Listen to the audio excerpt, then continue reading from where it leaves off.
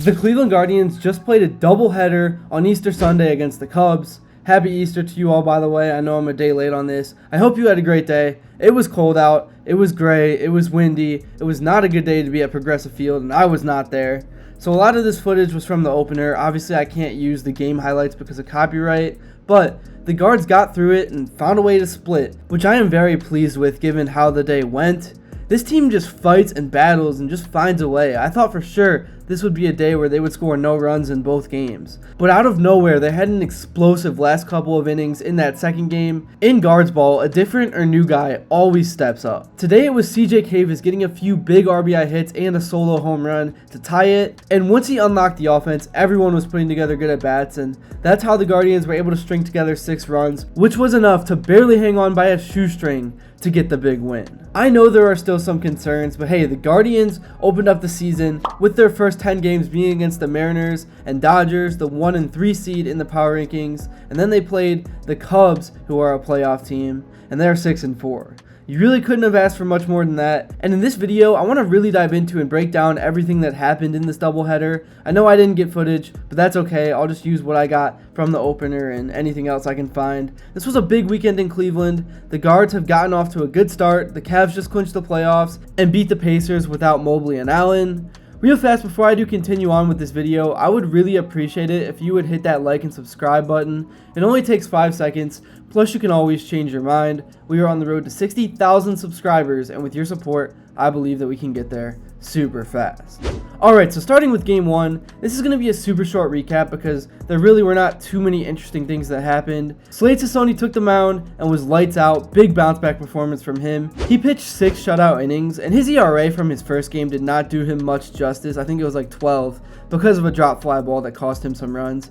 He really attacked the strike zone and made the Cubs hitters uncomfortable, but in baseball, it's rare to see a total game shutout, and once the Guards got into their bullpen, knowing they had another game ahead, Connor Brogdon, who, I mean, I've heard of the guy, but he's new. He walked a guy and then gave up a single over Rocchio's head to give the Cubs the only run of the entire game. I was pissed at him, but at the end of the day, you're going to give up runs. That's just baseball. I'm a very emotional Cleveland fan, as you guys can probably tell.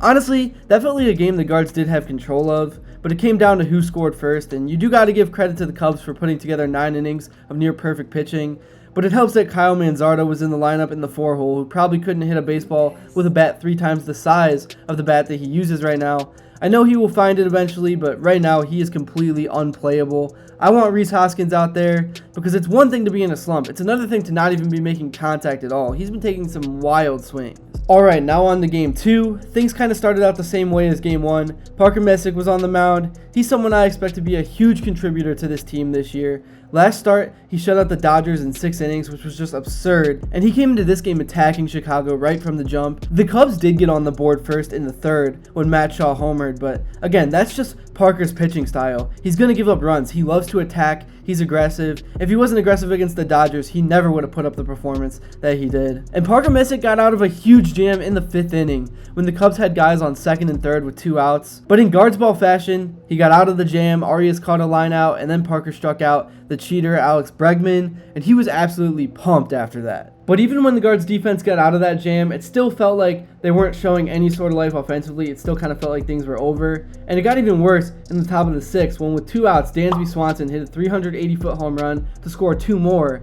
And from there, Parker Messik lost his mojo. But then in the bottom of the 6th, the Guardians came to life offensively. They matched the Cubs' 2-run inning with 2 runs of their own. Kwan started things out with a ground ball double down the first baseline. And that was the hit that cracked things open. It was the most Kwan hit ever. After this, the Cubs went into their bullpen, and Angel Martinez walked. Jose still has been ice cold at the plate. He's going to find it. He uncharacteristically popped out to short for an infield fly. But then it was Kayfus who hit a line drive single to score 1, and then Chase Delauter hit a line drive pop out to center for the sac fly. And just like that, it was back to a 1-run game. And then with the 3-2 count and 2 runners in motion, Gabriel Arias came up huge with a ground ball base hit up the middle to tie the game. What a series he had. I know he had the dropped pop out with the miscommunication with Jose Ramirez at 3rd, but besides that, he may have been the MVP, at least on the offensive side of things. I know it's going to take a lot to get Guards fans to side with Arias, but usually he does not start off the season strong. This year he has, so who knows what he's going to be able to do with this momentum. Arias has always been a potential guy. It always has never been about what he's doing now, but the upside he has in the future. And we're starting to get to the point where it's now or never. If he does not have a big season, then it's going to be time for somebody else like Travis Bazzana that is in line to come up, get an opportunity.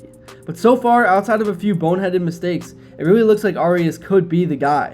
And if you can get production out of your 7 or 8 hitter down in the order, and also that cannon of an arm at shortstop, that's going to be huge for the ceiling of this team, because he also made a play in the field that was absolutely ridiculous. I don't know if saying this is crazy, but he might have the best arm in the league. The dude has got a rocket. I'm sorry, that came out wrong. You know what I was saying.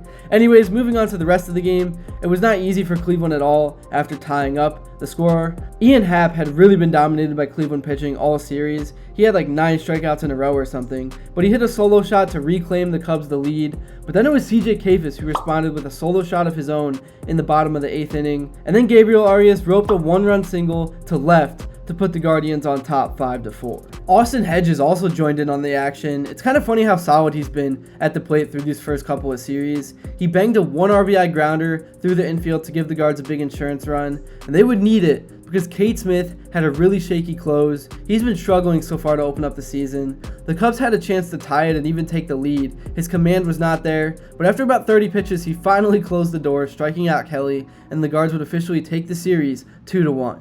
So now, like I said in the intro, 10 games in, the Cleveland Guardians have a 6-4 record. They are on top of the AL Central, and they have played 3 teams that are looked upon as contenders in the Dodgers, the Mariners, and the Cubs. And then the power rankings came out this morning, and guess who was not in the top 10? It was Cleveland. The disrespect from the league is just out of hand. I didn't expect to see the Guardians top 5, but not even being top 10 is just so ridiculous. But it is what it is. All it's going to do is motivate this team, and they have so much more potential than what they've even shown because the offense has not clicked. Jose, Steven Kwan, Manzardo, Martinez, even Rocchio, they have not done much. There is a lot of baseball to be played, and I'm excited to see what this team can do. Looking at the box score from this game, or the stat sheet, whatever you want to call it, Steven Kwan was the leadoff hitter as he always is. He played center field and he was 1 for 5 with a hit and a run. Angel Martinez was up to the plate 3 times. He was 0 for 3 with a walk. Angel Martinez had 3 ABs with a walk. He was 0 for 3.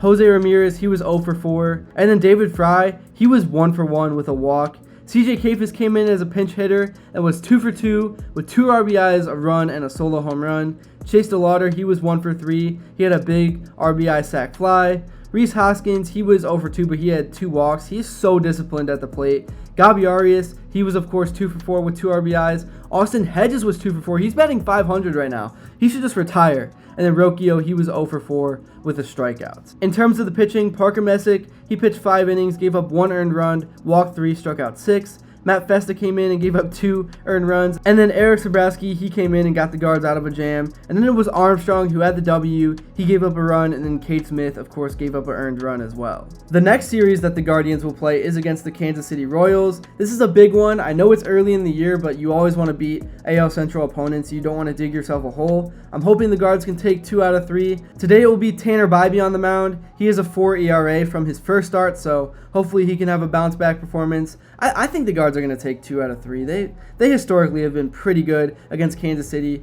Jose Ramirez, I think he's going to get going in this series. That's my one prediction. I don't think Kyle Manzardo is going to find it. I think it's going to take warm weather for him to get going. And honestly, for now, I would like to see him out of the lineup because he has just been an absolute mess. He needs a break. Again, I know it's baseball. I played it my whole life. I know everyone goes through slumps. I'm not calling Manzardo a bad player, but he is just completely lost, and we all see it. That's all I got for this video. I should be at least 2 of the upcoming games, so I'll have more footage for you guys. I'm excited to see how this team can build off their hot start. Let me know in the comments below what you thought about yesterday's doubleheader, and if you would like to see anything changed moving forward. Also, please be sure to hit that like and subscribe button if you haven't, and let me know what you would like to see next. And until then, I will see you all later.